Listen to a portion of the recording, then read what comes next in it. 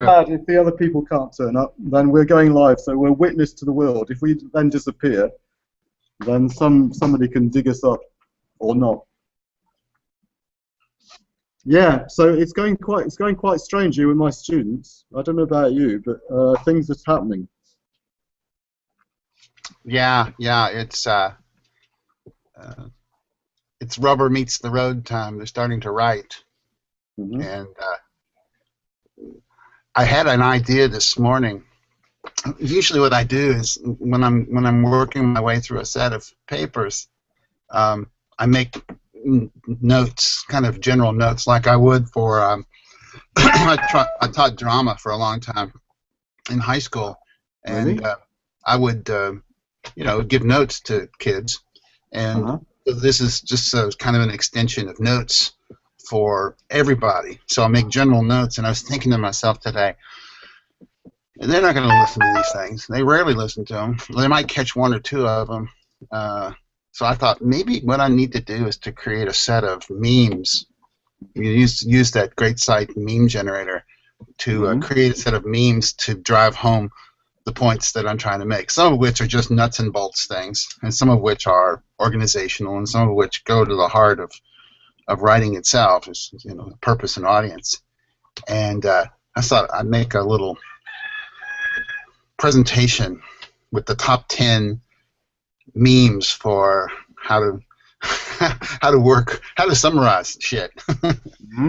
And just thinking that might actually make my job of looking through these things much more purposeful and fun. So creating memes as I'm going in response to what I'm reading, which is.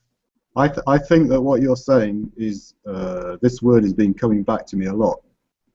There's two words, well, a number of words, but this one which is meme, and there's another one which is tag, and the problem of cultural referencing to all of that. Yeah, exactly. Yeah, we had this summer, didn't we? Quite often.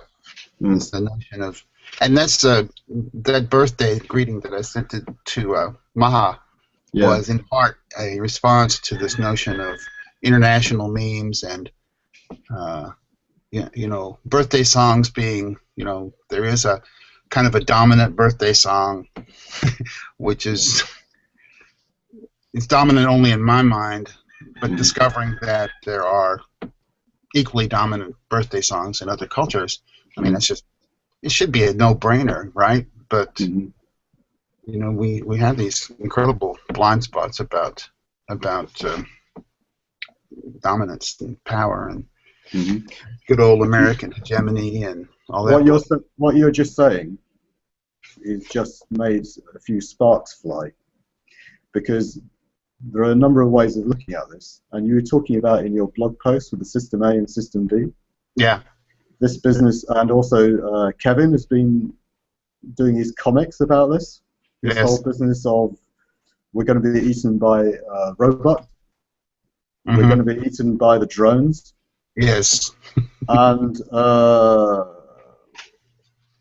I think actually there's a hell of a sort of big problem with that, which is the network. And I think that they can listen to it. Hi, Keith. Hi, Simon. How are you? I'm all right. I've come back from Poland. I'm feeling better. There you go. I hope you had a good trip. Yeah. It was a first. We hadn't done it like that before, but it was fun. Good for you. It was like Star Wars. Why not? Keith, we were just talking about, what were we talking about, Terry? Memes. Memes and cultural dominance. Hello, Terry. Hey, how you doing? Good morning. Yeah, and we were talking about Terry's blog post. System A and System B, Christopher Alexander's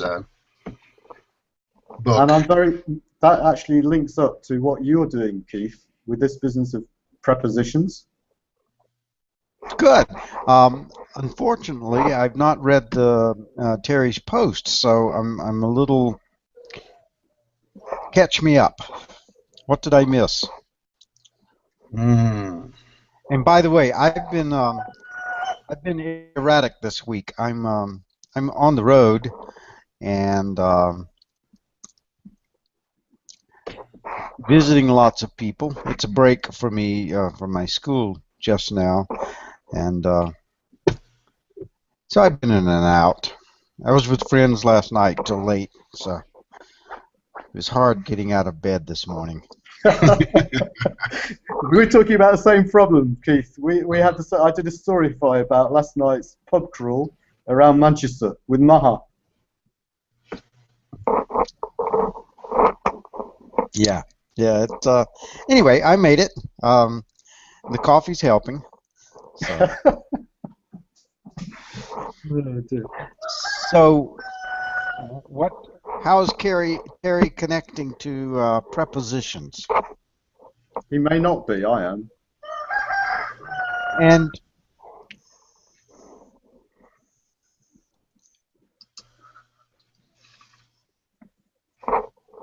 help me get oriented here. Well, I read your prepositions post, and it's one of those posts that you just have to keep coming back to. The idea of textual analysis, especially with those ethnographies, is pretty potent, it reaches. It's just a different stance, It's a very measured, pun intended, very measured stance, and so I got to keep coming back to it. The notion that prepositions have greater meaning in numbers is something I have to chew on a little bit. I really appreciate you saying that, because I'll be honest, all I had was a vague intuition when I said that was the approach I was going to take, and I don't know, there was something, a little bit of the prankster in it. Just do it and see what happens. Mm-hmm. And the more I started playing with it, I suppose, like a lot of things, the more meaning I saw in it. Mm-hmm. And I kept digging, and I didn't run out of dirt. And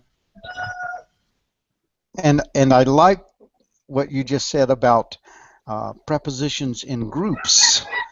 And I don't know whether you meant the groups of people or the groups of prepositions, but either way it works. Yeah. Because it's the group thing that that gives those prepositions their meaning, that allows for whatever meaning the preposition is capable of to emerge. And anyway, I'm hoping somebody out there has already done this stuff, and I can just read their stuff, and I'll be done with it, and then say, okay, all right, that's what I was supposed to be doing. I haven't come across it yet. This has the potential to drive you crazy, Sure, absolutely. It has so far. Crazier, drive you crazier. Yeah, and so connect me to what you were saying, Terry. Help me figure out what you were doing in your post. I was talking about outsiders and outsiderism, and the notion that just the observation that it oftentimes takes somebody from outside the discipline to shake up the discipline. I guess it goes back to Thomas Kuhn's idea of scientific revolution and right. And oftentimes we don't get the goosing we need from inside the echo chamber of our own discipline because we've got so much invested in it and the status quo, and it's just a lot of inertia. And I was wondering if we had the capacity, if we had true outsiders in our C courses group. Folks who would drag us from the center to the margins where they are. And I was just wondering out loud, it's a little bit of the gadfly, a little bit of, rattling the cage to get the tigers to turn their heads towards you. But I really am interested in knowing that because I've been reading Christopher Alexander's really great book. I don't think I have it handy. It's called Beauty. And in it he talks about, I don't know if have you ever read any of Alexander's work? I do not. No, I don't know him. He's an architect, but he's a real outsider architect. He says he really condemns architecture in the 20th century for being basically like the Bauhaus school, just inhumane and brutal and not centered in human needs, but rather in architectural and what he calls system B needs. This modularity, mass production, as opposed to handmade and hand-built and system A stuff, which is what he did in Oregon at the University at Eugene, and what he did in Japan for a couple of places over there where all the design came from the stakeholders and the clients and rose up from the folk as opposed to being top down with blueprints and subcontractors and the whole catastrophe that entails. And I was just, so he's a consummate outsider, and I wanted to know whether people like Alan Levine and Howard Rheingold and Jim Groom and Randy Bass and Kathy Davidson and Michael Wesch, whether they are going to be outside enough to really do what they appear to want to do, which is to really change the whole notion of what higher education means before it collapses in on itself like some black hole. So that, that was and I got nice responses from both Howard Rheingold and Alan Levine about this, and I think they're concerned about it too, about how do you transform something, how do you transform anything. I had the same problems when I taught high school. I'm having the same problems at the university level with things like trying to introduce MOOC, trying to introduce project-based learning into writing courses. Sure. So that's my rather large nutshell for what my article's about, and how that fits into yours. I was trying to respond. At the very end of the article, I said something to the effect that we see things, we observe stuff all the time, but do we really see them? And I'm trying to figure out whether what I'm observing is what I'm actually seeing. And I think your kind of micro look at the way people use language is getting at how it's not just observing, right? Okay, people use prepositions, big deal.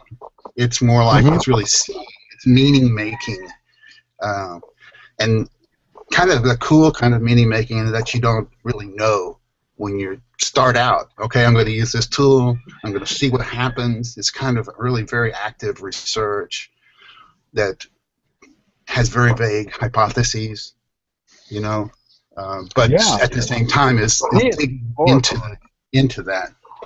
Yeah. So I don't know. Maybe you have connections, Simon. You mentioned it. You think a little deeper on this. Okay. I'm obsessed with space. I'm obsessed with movement, and I'm obsessed with perspective. And I think the reason for that is that I was an outsider in something which was at the heart was the family. And it took me a long, long time to actually actually gain a perspective on that. Because when you are a baby, or an embryo, it's impossible to actually have any inkling of the narrative space in which you are. And that takes a long time. And when I talk about narrative space, I would say that's embodied within that space through language or through people moving their bodies in a particular way, and what is considered value. And I think that my only way to actually find meaning was to escape from what I considered was a place where I couldn't survive. And I think a lot of people perhaps are more comfortable than myself with surviving than not really living. Mm-hmm. And maybe they don't even know the difference. And I think that when you are able to deconstruct the narrative and to take away bits which don't belong to you through analysis, you then become aware on how it is fiction. And then there are other questions which appear, which is, if you have an embryo, then the question is, what is actually moving it? What are the things which enable it to grow? And I think for a lot of people, they don't have that to grow. So they're always going backwards in their progression because they don't have sufficient love to actually go beyond harking back to the idea that they have lost something. Mm. So I think that for me, a lot of our problems concern loss. But then there's a question of values which are associated with love and which are associated with the image that we would like to have of ourselves, which is often objectified. So I think that kids are objectified and we are objectified, and then other people think in terms of objects in order to give themselves an identity. And I think that that is normal in a sense because we're all in a culture. Therefore, we have to accept that we are objectified and we are given identity by our interaction with others. So taking that a step further, I read quite a lot at a particular moment in time because I started seeing things differently in terms of language. That's to say my own language, that's to say English, and how you could actually explain all of that. So I started reading Chomsky, and I read other bits and pieces all over the place to try and understand and try and simplify what it was that I was actually dealing with. And part of that is an appreciation of how English, for example, is made up. So there's the conflict between different elements of language which have power innate to those particular streams of words. So it could be Anglo-Saxon, it can be Scandinavian, it can be French, Latin, etc. So my feeling is that if you take Latin, which has been associated with education for so long, then that's not neutral. If you talk about the language which is used to actually define space in education, that's not neutral. And relationships, particularly in a Latin country, between the learner and the master, that's not neutral. So everything then reflects a social relationship which is expressed through language. Mm-hmm. So if we come back to the issue of Latin or French and English, one thing which interests me a lot was how prepositions are dissociated often from the word. In French or in Latin or in other languages, they are stuck. That is to say that you will have a prefix with a preposition attached to the word. So, for example, you will have enchant, or you will have other elements which I can't think of for now. Now, there's a really interesting little book which I read a while ago, and I forget the name of it, but I'll find it for you, which basically dissects these differences between Latin, between English, and talks about language right from the start of this business of what is it there for? What is language for?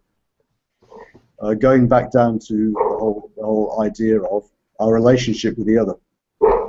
So we're indicating something, we're pointing out something by using words. So we're actually objectifying our environment.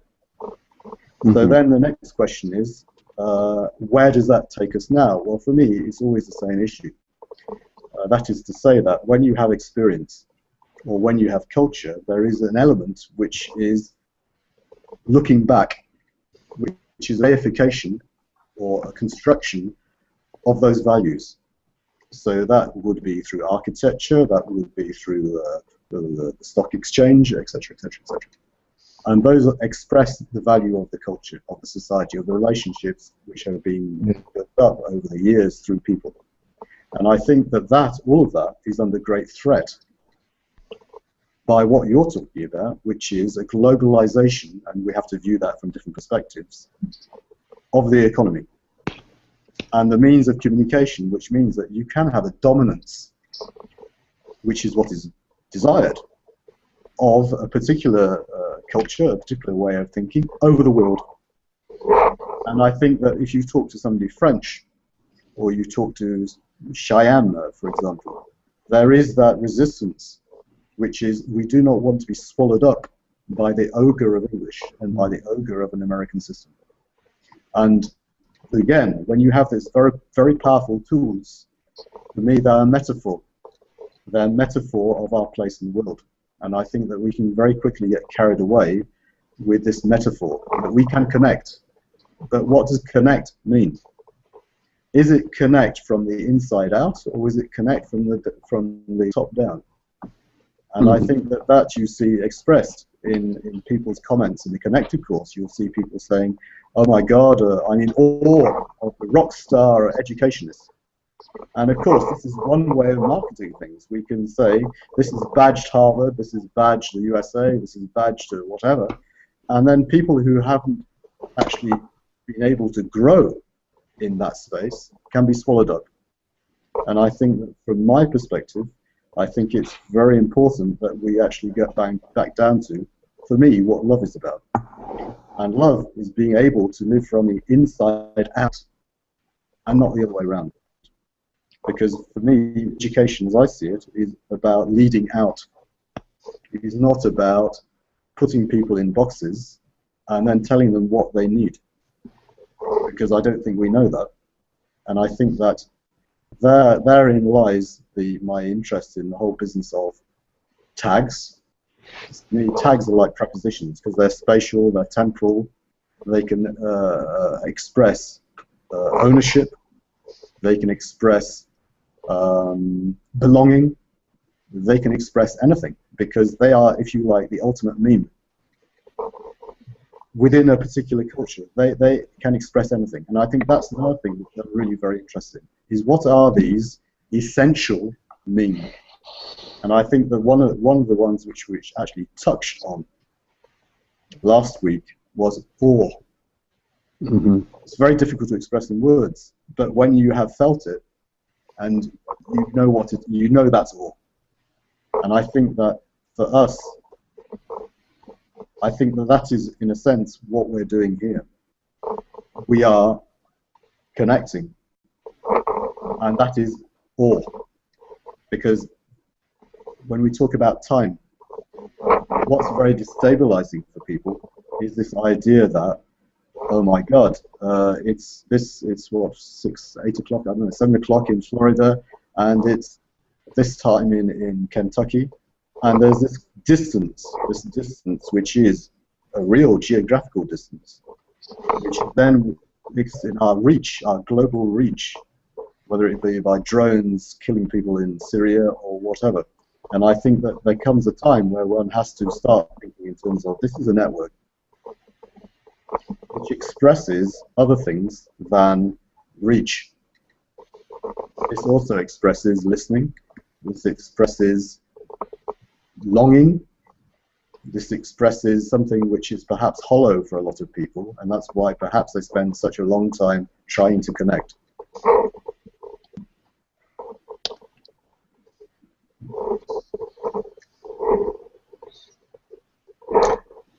Question, Simon. How does it connect what you just said to the word desire, which is a word that's cropped up in our conversations before? Yeah, that's a very interesting question. If you'd asked me that question a long time ago, I think I probably would answer it with a sort of fascist reply, which would be that of a sort of toddler saying, "I want this. I want to change the world." However, I think that's a very, very dangerous position, because I think there are a lot of people in education we can meet in connected courses, and that's how they express things. I am going to change the world. I have the answer for you. And I think that is fascist. You just replace system A with system B, X or Y or Z. It's a new order. And I think that we have a responsibility to refuse that. So coming back to your question of desire, I think desire is something which is related to who you can touch with simple terms. And I think, if you like, I've been brought up, like perhaps yourself, Keith, in an environment where those sort of desires were expressed through a Christian gospel. Sure. And yet it was only, how can I put it? It was like a closed up, for me, in a church of power. And I don't accept that. And I don't accept artificial differentiation between Zen Buddhists or people who experience awe, who have a spirituality. I think that is, for me, is a lie. And I think that coming back to this question of desire, I think it's a question of being with one's friends. Of what? Say that again. Being with one's friends in communion. Sure.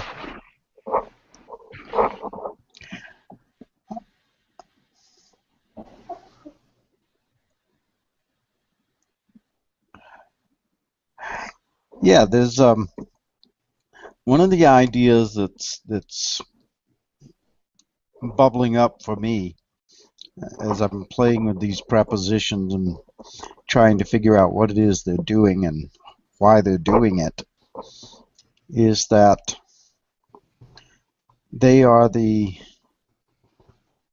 I don't want to say the agents, because that reduces them to little cogs, little machines, and I don't think they're that, and I want to stay away from those mechanical metaphors,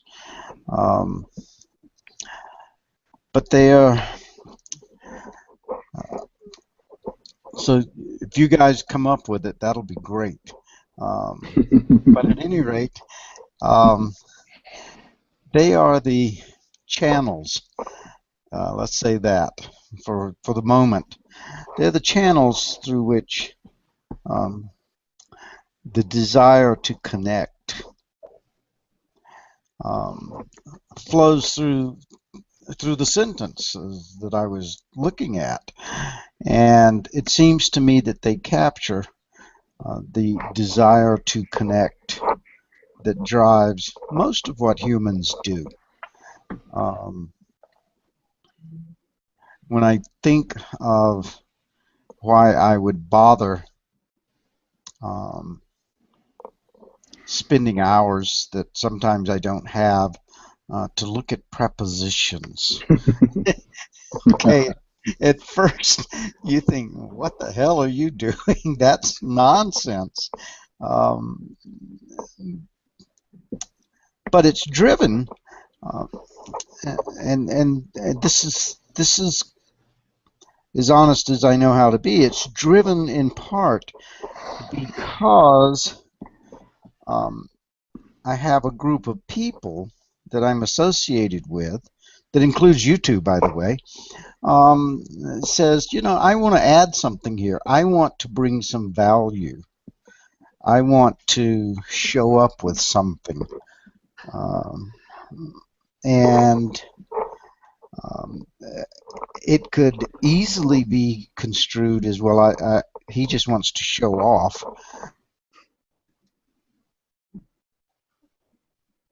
Praise, and there is that element. And I think it's unfortunate that that has sort of a bad term, because if that's, maybe it's because if that's all you want, that's not so good. That's sort of a manipulative kind of approach. But there's something about that recognition that drives most of us, and that channels that desire, so that we will continue, that we will get up after a hard night and get on a hangout and talk anyway. Well, what makes that happen? It's that push, that energy, that flow of energy, which so easily can be characterized as a power struggle or a power grab, but can also remain honest and mutually beneficial. And when it does, it's really nice. It drives people to do things, to bring their value to the table, and say, okay, well, here's some stuff that I did. Let's see where this goes. Let's play with this. This seems to be a nice toy. And by the way, that doesn't always work. I know in a couple of posts ago, or maybe it was a discussion I was having with, I remember I was talking with Francis Bell and Mahabali. Someplace, I can't remember, it doesn't matter. On some blog post somewhere, I said something about a covenant relationship. And they took me to task on that, and I persisted with it and tried to make it work, but it didn't fall out. Either I don't know how to do it, or it's just the wrong concept for what we were trying to capture. So that value add didn't work so well. And I say it didn't work so well, but that's kind of wrong, because what it did, for me at least, it said, maybe that's not what you thought it was. Maybe that's not going to go where you think it will go. Why don't you try something else? And so I tried something else, and it worked. But the key element for me is that I was able to bring that sort of wrong-headed value to the discussion, and Francis and Maha both, even though they didn't accept it, they were able to consider it and then honestly tell me why they weren't going to accept it. And it helped maybe them. I don't know what it did for them, maybe nothing, but what it did for me is it clarified my thinking in some way. But all of that came through desire, their desire to stay connected to me, my desire to stay connected to them, and my desire to sort of let this thing unfold in some way and see what happens with it. It didn't unfold very well, and so I had to go back to the drawing board on that one. That idea didn't work. Yeah, at least not in that context. To me, this goes to the idea of blind spots. And the value in that term, that concept, was as much in what it revealed in the relationships around you with Maha and Francis as it did in the intellectual argument you're making. And I think, to me, I'm always looking for blind spots in my own perceptions because I'm absolutely full of them. And, you know, Sure. they're just, I mean, just physically, we're full of these cognitive biases, our brains, our eyes. I mean, magic wouldn't work unless there were all kinds of blind spots. But language just introduces so many more blind spots. And I think prepositions, you might be, you might be like looking at something that is one of the major blind spots of language itself. I know one of my favorite books is George Lakoff's book about metaphor and Metaphors We Live By, it's called. And he spends a lot of time talking about prepositions and a lot of time, saying things like, well, we look at something in the garden. Well, that little in is simply our metaphoric mind creating meaning in the world. Is it actually in the garden? Is the garden a container? No, it's not. Ecologically speaking, it's just a webs of things. You turn over a rock out there and you realize Sure. that. So this notion of prepositions as being just critical is just as Darwin looked at turtles and birds, mostly birds, in the Galapagos Islands, and had that aha moment. Little things have a way of being keys to our perceptual blind spots. So I say keep working on it. I'm looking forward to hearing more and seeing more. Well, we'll see what happens. What I was flashing on when you were speaking there is that the prepositions are in some way a little bit of a blind spot themselves, and by that, here's what I mean is they do not bring to a conversation what it seems to me that most students of language expect. Let me see how to say this. The meaning that the preposition in, for instance, in the garden, nice little phrase there. And is it contained within some box garden? Of course not. And what we try to use metaphor as a way of saying what it is that the preposition is doing in that case. And I think it's because we're expecting the meaning to be a quality of the word itself. Mm-hmm. Okay, yeah. That this word must mean this, and that doesn't quite work in this context, so it must be a metaphor. I don't think that's what the prepositions are doing at all. In other words, I don't think they have qualities. Or they don't have fixed qualities. There are not. With fixed qualities, the people I'm reading who study prepositions are forced into making lists of 50 different meanings this preposition can have, and because they want to attach the meaning as a quality of the word, instead of saying, well, there is no meaning until that preposition is in some sort of relationship with other words. And there, once you get that triangulation,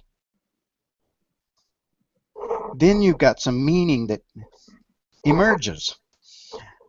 But it wasn't there to begin with. No. It didn't exist. So if I say in the spaceship or in the whatever, here's a good one from my religious background. A phrase that I recall in some of the ecstatic worship services that I grew up under. Um, they would say he was in the spirit. Well, what does that mean? Well, everybody in that church knew what that meant. Right. But do I now have to create a new dictionary definition that says sometimes in can mean, that you're in a spiritual ecstatic trance? I see that as a really bad way to approach trying to define prepositions, because you just end up with these long lists. Because what we find is they can mean slightly that, slightly this, and sometimes in the same sentence they mean 3 or 4 things at the same time. So, don't you think that sometimes that's really not a bad thing? I I don't think it's bad at all. I think it's the power of prepositions. That's exactly Yeah, where they get their power. but you have to go through. I mean, that kind of listing process, it seems kind of absurd at times, and the counting process, and there's just the quantification of this stuff, like through frequency analysis. Sometimes at first blush seems, kind of, what's going on here? But that's just the noise, and you're trying to work your way through to the signal, and you're not really sure what it is. And I think for scientists, this is a lot more common than they are willing to admit, that they are working very, very, very much on the edge of meaning. And, for me, I just had the craziest idea flash through my head when you were talking. It was about the glial cells in the brain. Are you familiar with the glial cells? What they do? Nobody, for a long time, nobody knew. In fact, the word glial just means glue, right? So they just thought the neurons, that's where action is happening, and the glial cells are just kind of the stuff that holds the brain together so that the neurons can do their thing. Well, in reality, glial cells to me are like prepositions, right? And what's happens is that there's a whole information system in the glial cells that involve cascades of potassium and sodium ions all around the brain. So it's a slower communication system, but it's still the same sort of thing. It's still connecting. And the prepositions to me are like, for years we just kind of ignored them. Okay, I got to use them as part of language, blah blah blah. Here are the lists of them, and here's what their shades of meaning are. But in reality, they are more than just the glue that holds the sentence together. They have their own unique ways of bringing language together. I mean, without the glial cells, the neurons don't work. And without prepositions, obviously the sentences fall apart. But there's something else going on there, too, that is, I don't know what it is. It's meaning making, but I'm not quite sure how they're more than just nodes in a sentence, right? Can I say Is something? that correct? Yeah. Listening to you speaking, the thing that keeps sort of shining sirens in my head is people are prepositions. And we try to list them, and we make vast lists with the criteria that we can define, but that's meaningless. Because by the time you've made the criteria, the person, the different aspects of that multiple, what makes up that person, is no longer the person. This is the whole issue of confetti. That's to say that we are. And it is a fiction, this business of the something solid. There is no solidity. And I think that for us, there's another word which comes back, is this business of capture.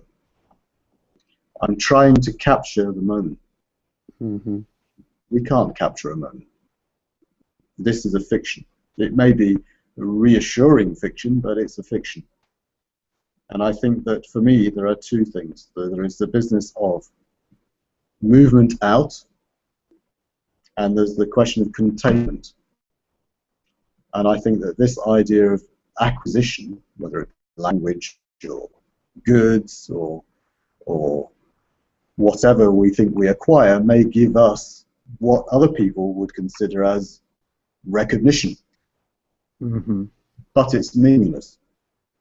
If I were to put every word and every scientific paper, a bibliography on my tombstone, it would be meaningless very, very quickly. It would just be noise. And even for somebody who could actually decipher it, that person would not last very long. So it is meaningless. And I think that it comes back to the whole issue of system A and system B. I think that there is an absurdity of this value system, which is this idea of acquisition. And then the question of credit and credit rating.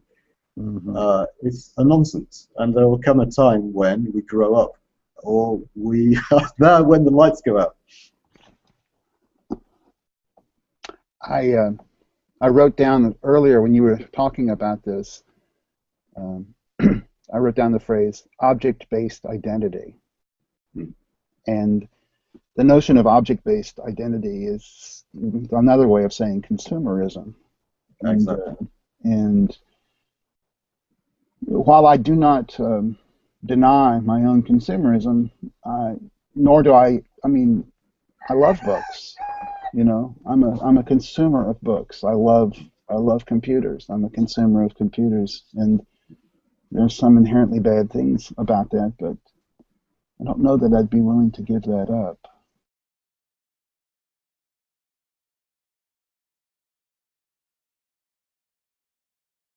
Philosophy. There's also conservatism, which means taking the objects that you own and caring for them so that they last as long as possible. I think I would like to move towards that idea. I mean, I do identify with my objects. I think that's part of being a human being, is that we not only identify with them, we like, even in my car, when I leave my lights on, there's a little bell that goes off, and I've given it a name. You know, I call it Mr. Ding Ding. And it's crazy. It's anthropomorphizing shit. It's nutty. However, it's what we do. It is, and I'm not going to deny that either. You know, what you're saying, I think, is absolutely spot on. But there's also a part of me that says that I need System B. And I mentioned that in my post. I say System B, I want System B if somebody's operating on my kidney, for damn sure. Because that's what System B is good at. But the problem with System B is that it crowds out utterly System A.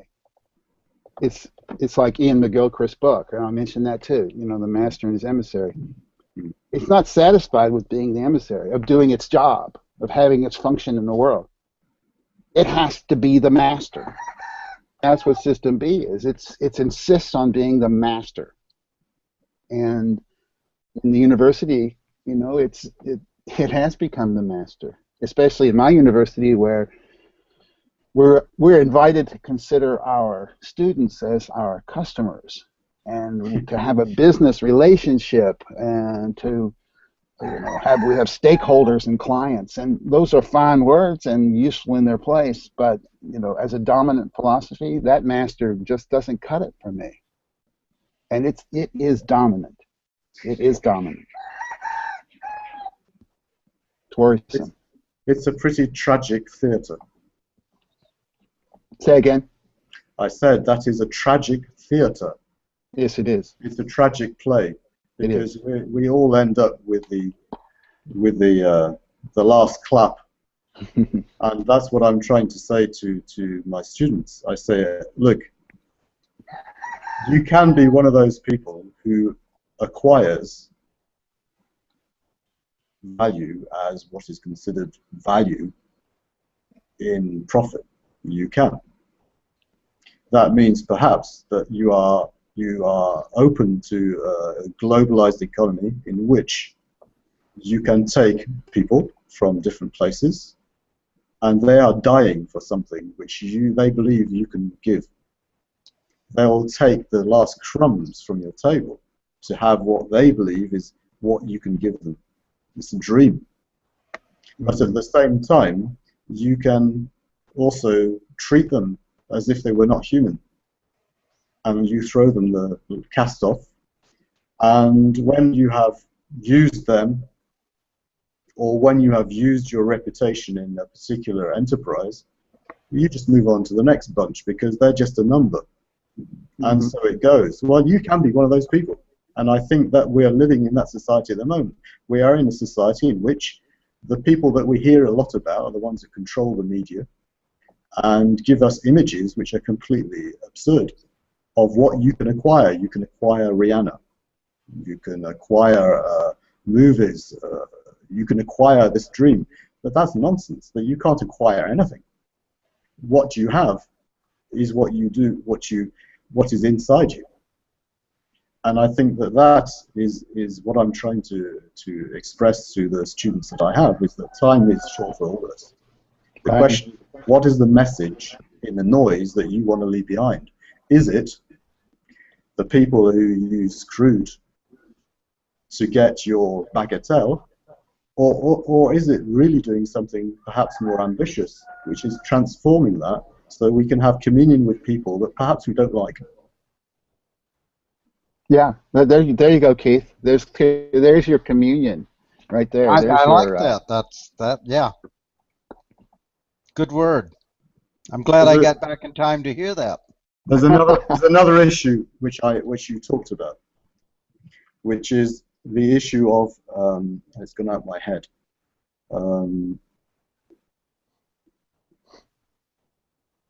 It's gone out of my head. It'll come back. I'm too hasty, chaps.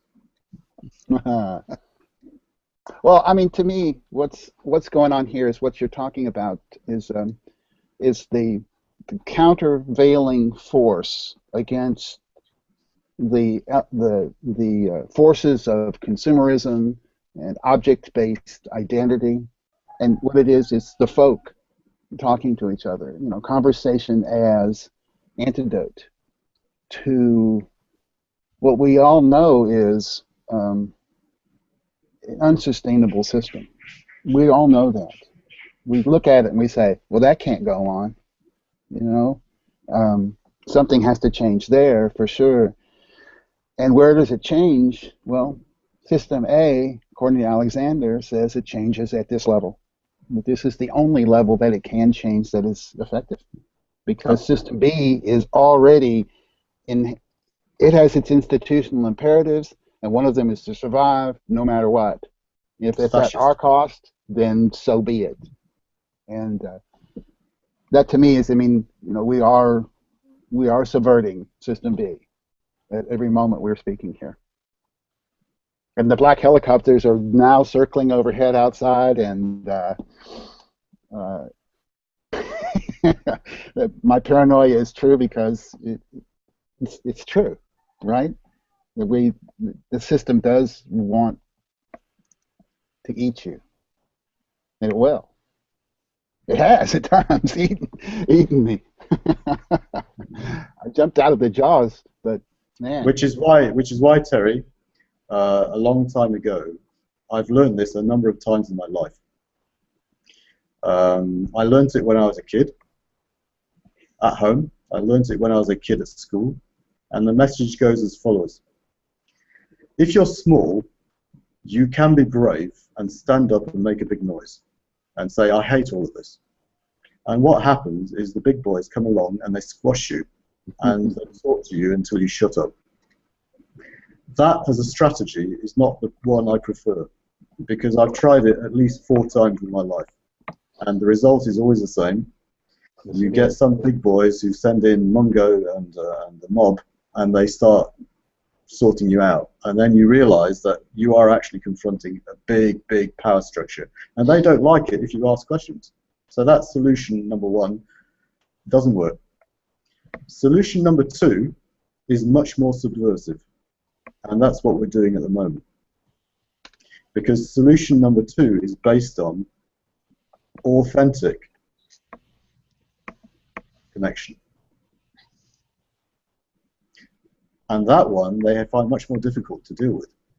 And then you sort of study how they work, because they have particular triggers which they can sort of can't answer. They don't know what to do with it. So, for example, if you become a member of a research laboratory, in my case, that gave me the peace to do what I liked, because the other people viewed me from a sort of hierarchical inferiority now, because I was protected by the establishment. And then basically that was the end, because now I'm out of the box. It only required one with a label, and my one was a university in the UK, one of the top 10 universities in the UK. In their eyes, in my eyes, it's my friend. In their eyes, it's Warwick University. Mm-hmm. And from that, I went to another thing which they think was important, which is a European conference, the top European conference in computer-assisted language learning. I had no idea what it was. I didn't care. They said to me, you have to go there. I went there, and I was sufficiently learned to their language by actually playing the game with somebody who can mentor me, who I like as a person, in order for me to actually play their game sufficiently for me to subvert it. And so it goes, and so it goes. So today I was in Poland with another of my friends, and we're gradually subverting it. Because, if you like, this morning was another example of subversion. My students arrived. I didn't know who they were. I didn't know what they were doing. So the question of why is now paramount. And the question of space is paramount. And the question of how do you stop a revolution? Well, basically, you put people in boxes. Yeah. No, And that's the other issue as far as being out of the box. I don't want to leave Clermont-Ferrand and go to China, because I'm 52, I've got my family here, and I love the place. As you say, this is part of you.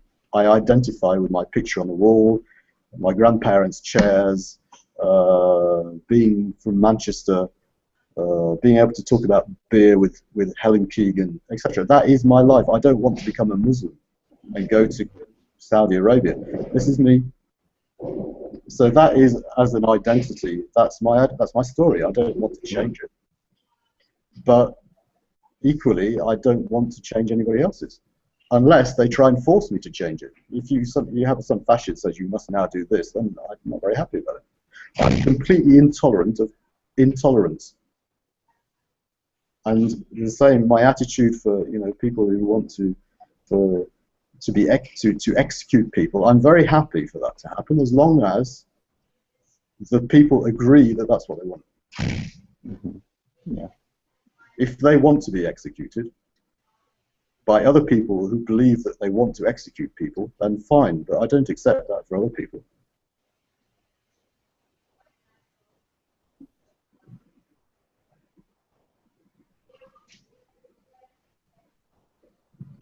For some reason, I'm drawn back to Wings of Desire, and maybe it's the preposition talk. Yes, Wings that of was the Desire. spark.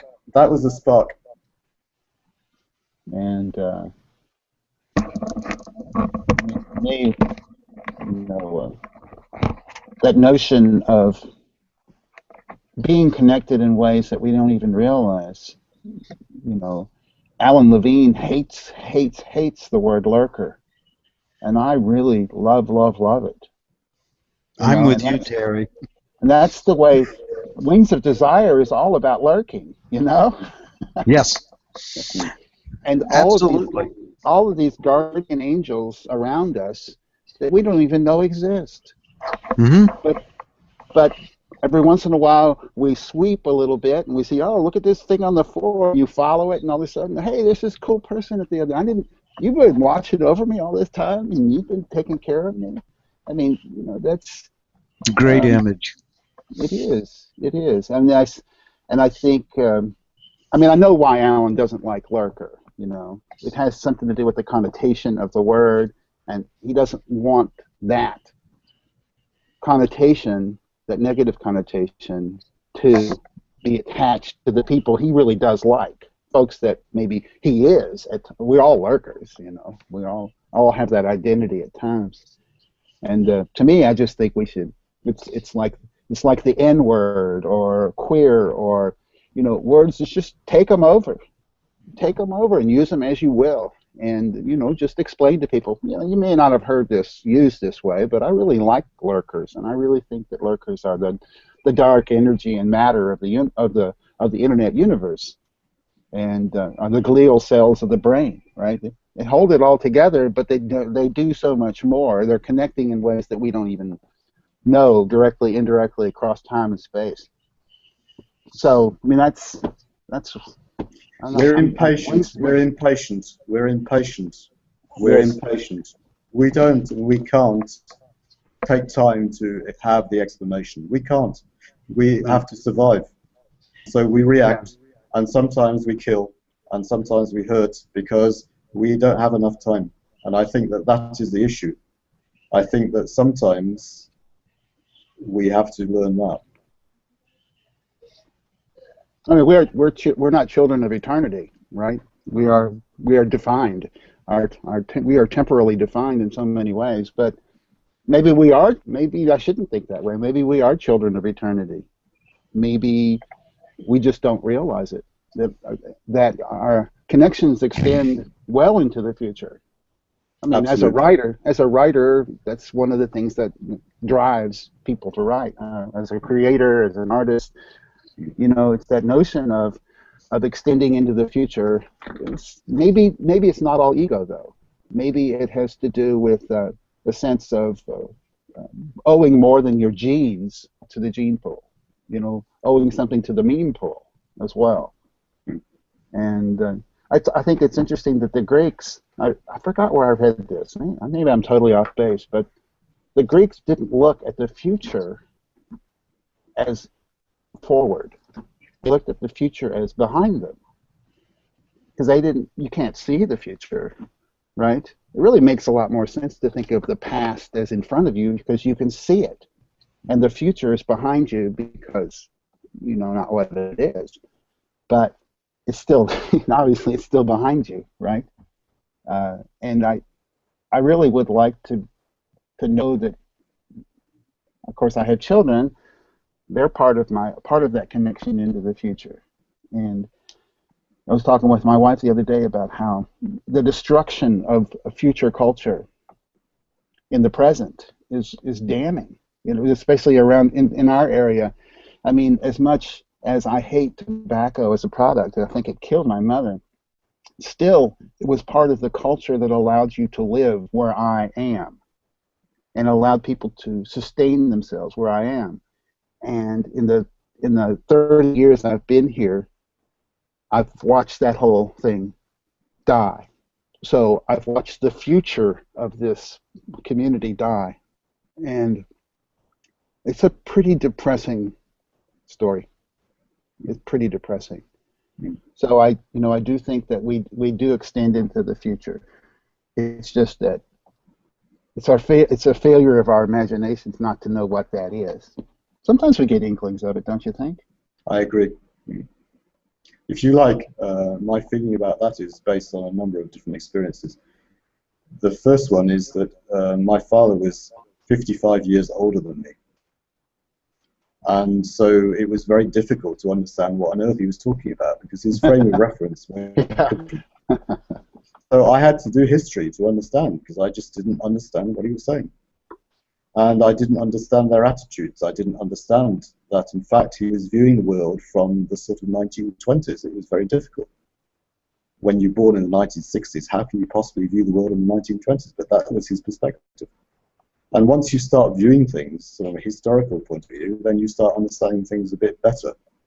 But even that, through no fault of my own, internet enabled me to reconstruct something like 16 generations of my family.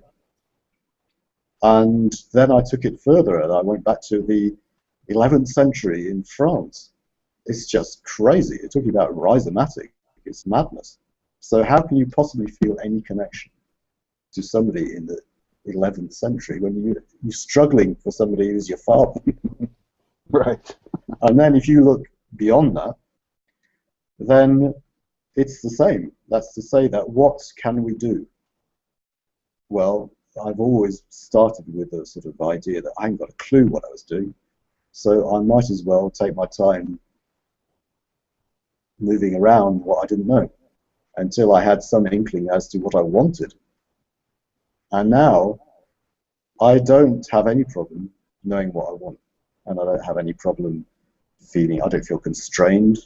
I don't feel I have to change the world. I don't feel anything apart from joy that I can speak with you now and not feel under pressure to do anything else.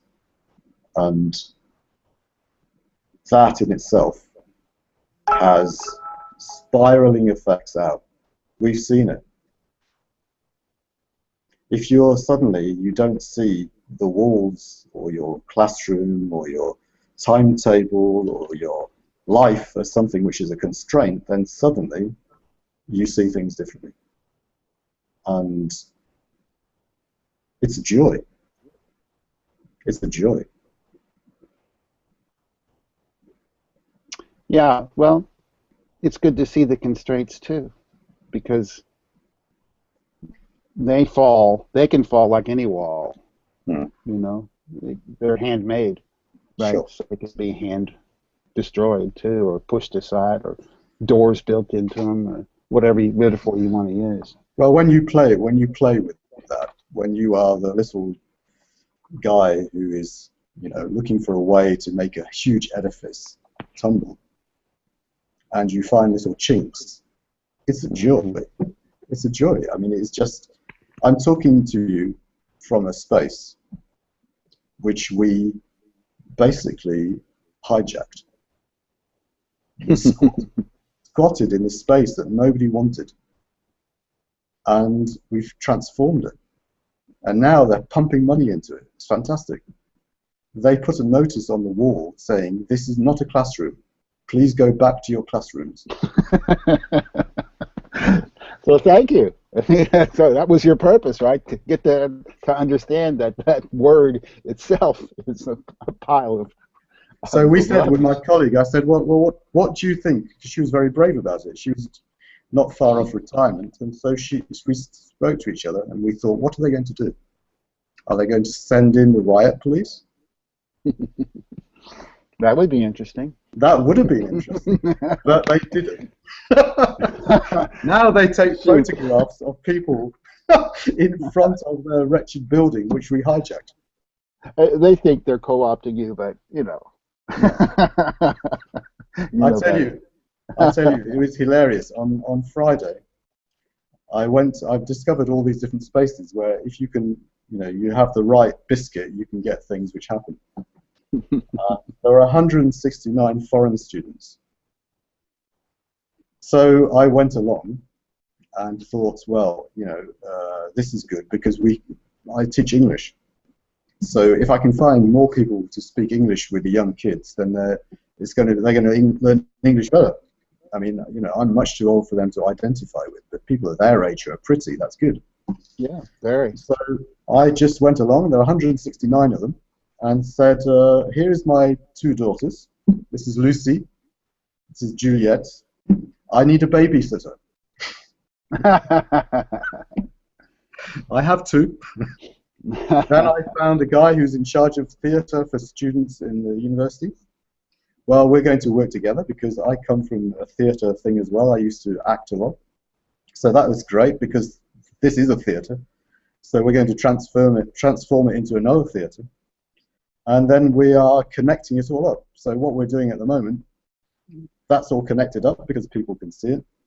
People can see this very, very important conference in Poland with my friend Marcin, because that's all connected up. They can see it again. And we're building what they call a brand. And that's hilarious. Because what is the brand? The brand is us speaking together, Terry. Yes, the unbrand. But you need a tag, so you need something which is easily recognizable. Because as I said, people don't have time. Well, isn't that's the beauty of tagging, though, is that Yeah. it is. It all depends on your database. As long as you've got a database, then you can throw as many tags on something as you want, and you realize that they're all of equal weight. Sure. And because the database is only looking for the weight of Tags. that particular tag. Yeah. Exactly. And that comes back to my obsession with 0 and I. I was in a conference in Finland when I was still sort of viewed as a dangerous outsider. Now I'm less dangerous, I'm more outsider. But we had 5 minutes to present, and these were the top people. And so they were rushing through these syntheses. So this is interesting for your students. Rushing through to synthesize what the other people had said. Mm-hmm. And so I had a really interesting group with Finnish people, with Russians, etc., etc. And they said, well, please, would you present? And I said, well, look, if you ask me to present, then you have to understand the responsibility you're taking. That means that I will do what I think I should do. And they said, yes, yes, yes, fine. I stood up on stage, and there was a guy standing next to me who is a very, very important guy in his field. And I said to him, how much time do we have? And he said to me, we have 6 minutes. I said, fine. And I waited, and I waited. And after about 5 minutes, I said, how much time do we have? And he said, well, we only have 1 minute now. I said, fine. So what I'd like to do, I'd like to draw a drawing. And here is 0, but you could see it represents other things. That could be the world, that could be us, that could be a circle of friends, but they're not here. That could be an egg. And here's I. So basically, if you don't have the 0, the 1 is not going to do anything. You need both. Mm-hmm. And if you have the 1, but you don't have the 0, it's not generative. So you don't have anything. Right. And every system is generative. And people, that is just I mean, every system, including metaphoric systems, they're all generative. And that is one of the blind spots that people don't realize, is that any system they choose, or even the ones that are just their default systems, it generates a certain reality for them, partly, not entirely, but if you don't have that notion in your head that 0 and 1 binaries need to work together to create code, for example, I'm not sure what it does. It's just that unawareness that is to me is the most troubling aspect of most students' lives, is this lack of awareness, which means, of course, there's the imagination is also a bit shriveled. But coming back to birthday, because we all have birthdays, however we sing about it, mm-hmm. or if we sing about it, and it's a moment of grief, because we are separate, and we spend a long time trying to figure out an identity, distinct from being together, and that's hard, because we're in this state of grief of not being part of everything. And then there comes a time when one has to ask, okay, so I am separate, so what do I do? And I think that for most students is what terrifies them, because they want to have somebody to reassure them and give them security, because they need security. Yeah, they do. And when you hear them singing for Maha, when I told them the story, suddenly that had great, great, great power. They understand birthdays. They understand presents. and they understand now that they have actually some connection with the rest of the world. And I can guarantee you that they're changing their speech. They begin to realize that they don't have to be brilliant to have value. Yes. But perhaps other people outside there, maybe your students or other people or yourself, are there listening, are there, they are part of those people, as you say, angels who are there, who can accompany them, but we hope that they're aware of that before they jump off a building. Yeah, it's a very difficult time. I mean, it is because, you know, we do Western culture places this imperative on identity and establishing identity, and our literature is replete with stories and narratives of identity.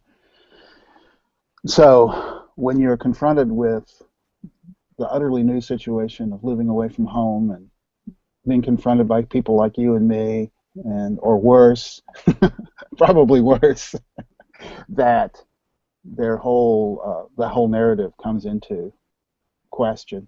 It gets challenged. It's the fear in the room that is hard. This hardest fear to drive out is that they already have an identity and they don't have to worry about it, and that identity is constantly shifting like sands under their feet, and that's just the way it is.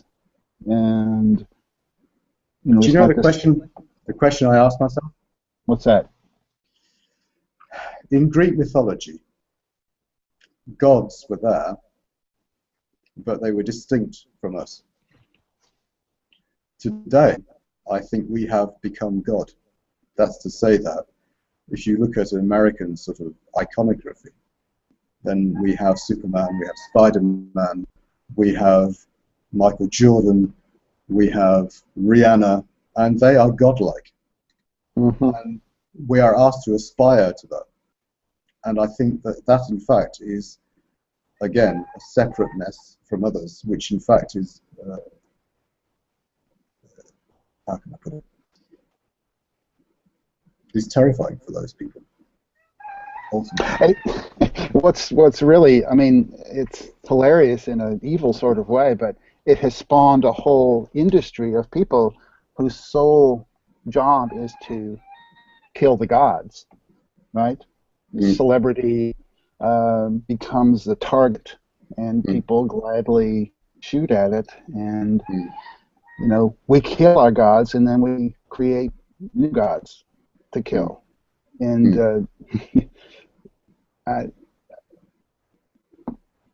so it's kind of bitterly complex, the whole notion of how we create our identity. What is that identity? What is a cultural identity? Which I happen to agree with you that Americans want to think of themselves as, you know, the foam finger with the number 1 on it, USA, USA, USA. But there are many of us in this country who also are very uncomfortable with the whole idea of American essentialism, you know, and do not do not like that at all, because we're perfectly aware of what happens to every civilization that declares itself well, the hegemony. French are basically second-rate Americans.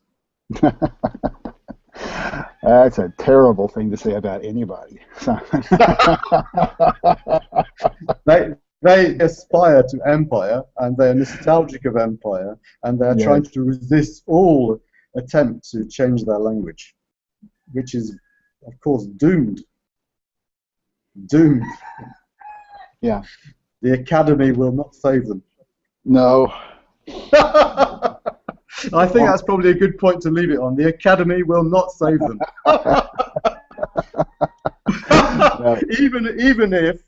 Even if they get to do their MOOC with Hollywood studio values, the Academy will not save us. Bring it. That's all I can say. Let's stop that. All right, Simon. The Academy will not save them. I think this is fun, Terry. I'm going to do it every week, and if somebody turns up, it will be great. And if not, you can just speak to yourself. Exactly, I like doing that. Have a nice morning. You too, Simon. See ya. Bye-bye.